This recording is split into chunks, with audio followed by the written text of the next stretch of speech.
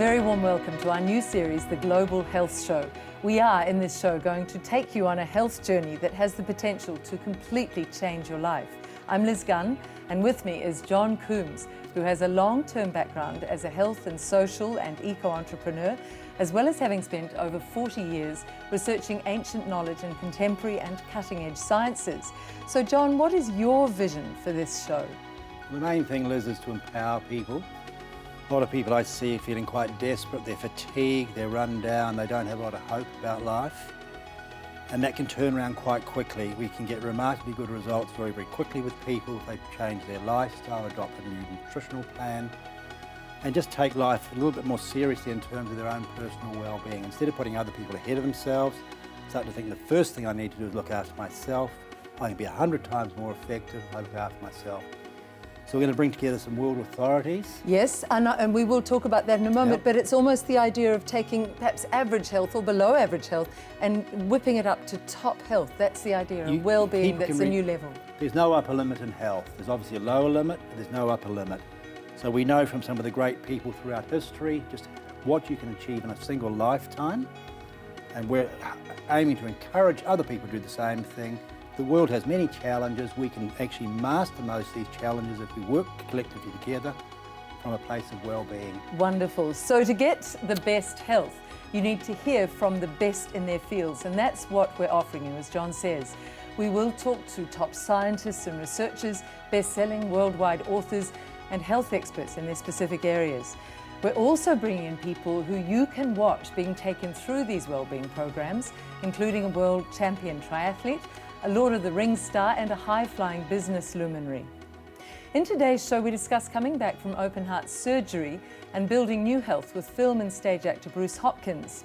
But first today, a man who will be offering his valuable insights in each of our 10 shows. Dr. Bruce Lipton is admired for many aspects of his life, including his pioneering stem cell research in the 1960s, right through to his current role as the global champion of the new frontier science of epigenetics.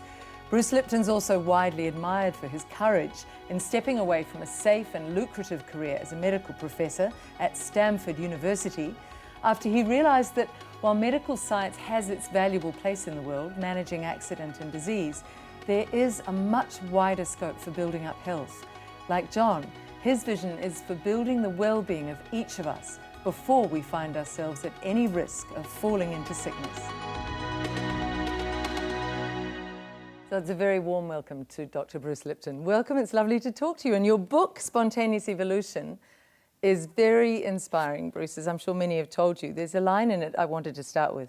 You say the process of evolution can be seen as an environment constantly seeking to rebalance itself. Tell me about that. That's inner and outer in all of us, in the world, isn't it?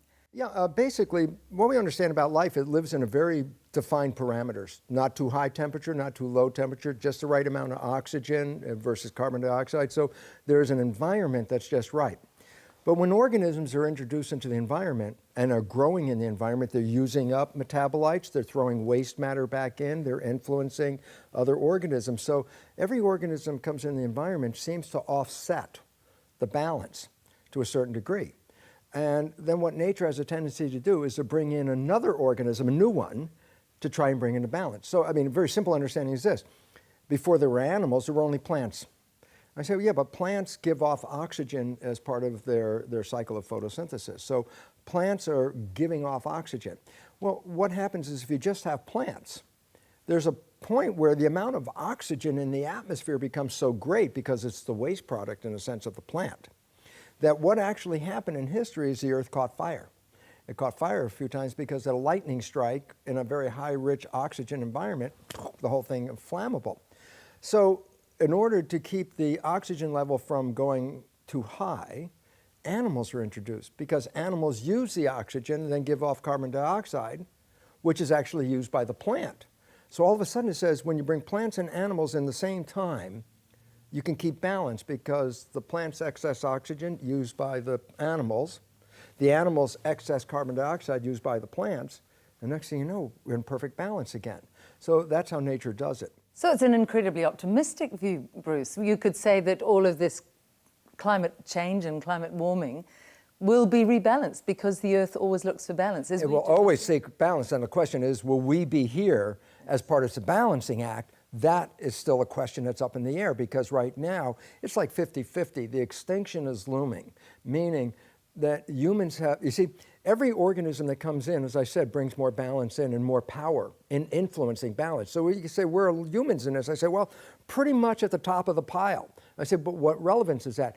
They have more power in balancing the environment than anything underneath them. I said, well, this is really good, except if you didn't understand that humans were supposed to bring balance, that same power could be used in a negative way and destroy the environment.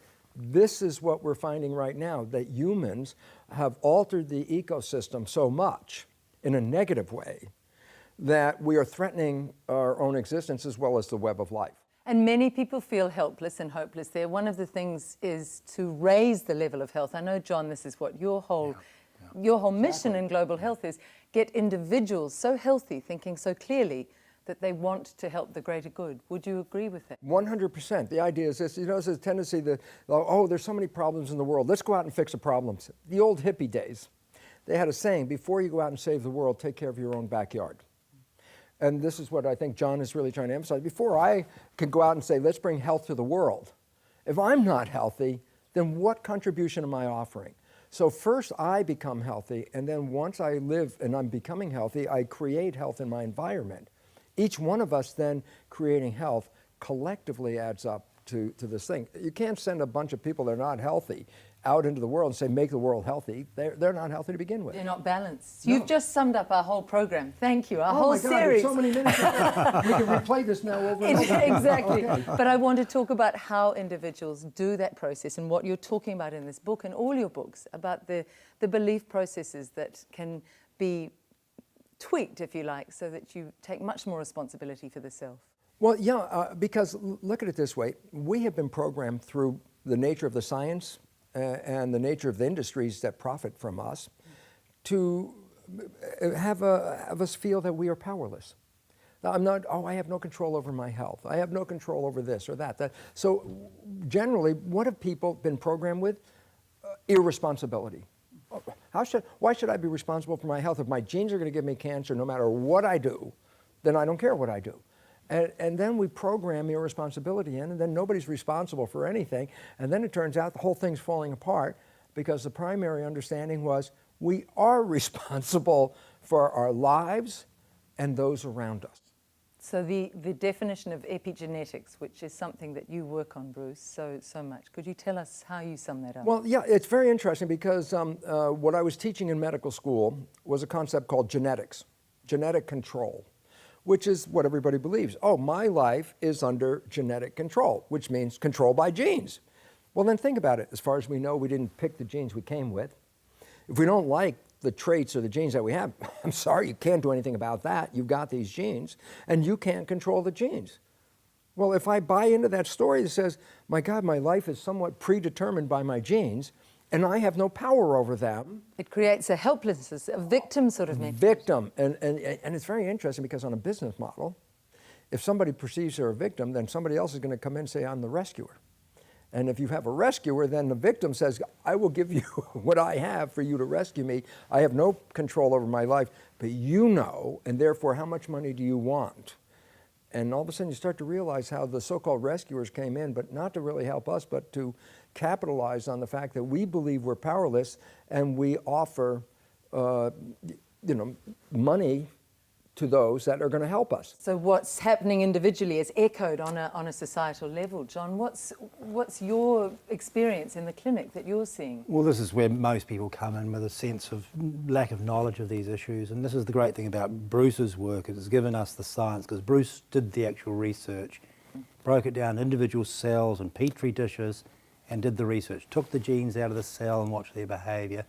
We didn't have access to the science until Bruce started publishing his books and made them available. Such as the biology of belief. Biology of belief, spontaneous evolution, and then honeymoon effect. The science is now available because Bruce, as we said before, taught doctors and broke it down to small bites.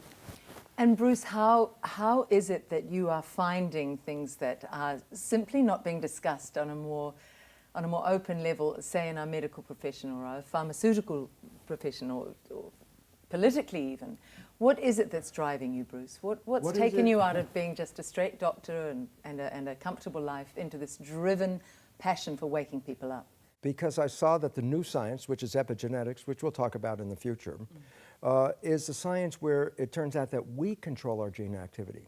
So all of a sudden I saw that I've dedicated my life to go teach in a medical school to tell people that they're victims, and then the research in my laboratory says, well, this is a completely false assumption, that this is not true at all. And all of a sudden I started to recognize, oh my God, we were masters, but we didn't know it. And once knowing that, I said, no, I stopped teaching. I had tenure. I walked out of the university. I said, I can't teach this anymore. I know I'm teaching incorrect information. My motivation is what? To give people the freedom of knowledge. Knowledge is power. And most importantly, a lack of knowledge is a lack of power.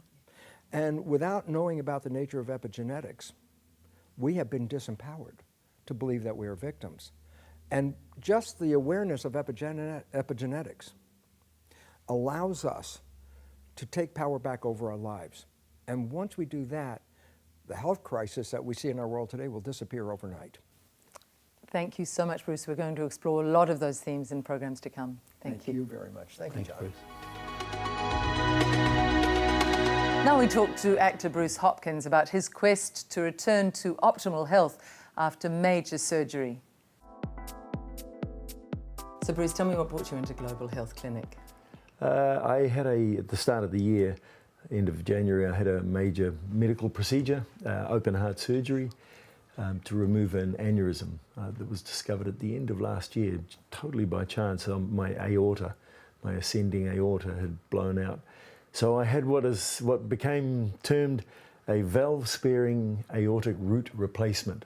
So they've replaced that pipe above my heart. And it's major surgery. To give some idea, I wouldn't normally ask this of my guests, but could you show us that scar and how long it is? I'm going to speak to some of your other guests to see if you do normally ask this one. So it's a large it's scar. open heart, yeah. So it's, So you come from a background of extreme fitness, let's say, in the acting and dancing world. I remember you in Limbs when I was at university, and since then you've done what? You've been in Lord of the Rings in a very physical role. Tell us a bit about your state of fitness before this. Oh, well, yeah, well, I like to think I keep really fit. You know, for my age especially, I'm not trying to get to the Olympics, but I exercise pretty much every day. So I do my own yoga. Every now and then I get myself to a yoga class to touch base with the technique a bit, but I do my own stuff at home, ocean swim. I've done some of the state ocean swim series, etc., and I ocean swim whenever the tides are right where I live, and do steps running. So I try to run like a kilometre of uphill steps 3-4 times a week. And let's put it in context. In the Lord of the Rings, you were taken on in a role. Tell us a bit about that, because of your physicality as an actor, weren't you? Yeah. There was a particular point in the shoot where they got to where this King Theoden, the horse riders, the Rohirrim, they were starting to have some major battle scenes, and they realised that there was a particular character that I think that they'd cast that wasn't going to be, he's not a big physical actor, so they needed to get another character in who was going to be able to be physical in battle scenes. And your character's name was? Gamling. So gambling without the bling. Just for people who might want to look that up. But I ask all of that because you would have been the last person who would have expected heart problems. You would have probably put yourself in a very fit, healthy category. Would that be fair? Yeah. We do have some family, history. Like my mum has had issues when she was a young girl, major stuff, and she's lived with, been on warfarin for years and years, and that's the kind of thing I want to avoid. I don't want to be sort of relying on medications all the time. And unfortunately, my brother, who is 4 years older than me, he died of an aneurysm in his groin, coming up 5 years ago. So there's a kind of a little history background there, but certainly wasn't expecting. I'd been getting checked up, some scanning after my brother died. I got told, because I was a male and the age I was, that I should probably just get some scans, and it didn't pick anything up. This came out of the blue. And of course, that's the whole emphasis of this program, getting back to what you said about warfarin. We're trying to help people to maintain or improve health before they get sick. Yeah. So what is it that you've learnt so far? You're really in the early stages of this journey about getting your health to a premium level now. What have you learnt so far coming in here, Bruce? Well, essentially, kind of don't take it for granted, you know. You think you're living a health... I like to think I eat fairly healthily, et cetera, you know, along with the exercise. And I try, many years ago, I started meditation, so I try to not allow myself to get into stress scenarios in my mind. You know, it happens, but at least I'm aware of it. And I think, so I kind of, yeah, you can delude yourself. Well, it's not so much delusion. You had already taken steps. You'd taken responsibility for your own health, which is the first step on the ladder. But you're climbing that ladder of health now, aren't you? You're wanting to take it to a higher level. What have you looked at so far? Well, it's been amazing. Well, the really cool thing was doing like the hair follicle tests, and you know, because they just give you there it is, there's the report, and it's science based. You know, it's not some kind of airy fairy stuff. So yes. It's when you're looking at it in black and white on the paper in that report, you go, whoa, okay. Can you remember what first struck you with your report? Because it's a 30-page report. It's fairly substantial. Yeah. Just the things that become like a priority, you know. So you suddenly go, oh, okay, I've got some priorities. Can you give us an example of one, or is that my too amino personal? acids were kind of lacking in certain areas. So and that has a big impact on hormonal balance, which is so essential for sleep or well-being. One of my things for many years now, I do overnight talkback radio occasionally, and that screws up my sleep big time. And I was never for many years I haven't been like a deep, heavy sleeper anyway. So kind of this stuff is making me realise, okay, I need to address some of this stuff. You know. So what are some of the ways you've addressed it, getting that cell wellbeing report? What steps have you taken in here since then, Bruce? We're able to directly look at some of the products that they talk about not, you know, like priorities of don't eat certain types of foods, and also mostly it's interesting because it's a lot of it's around the nutrition side of it, you know, liquor.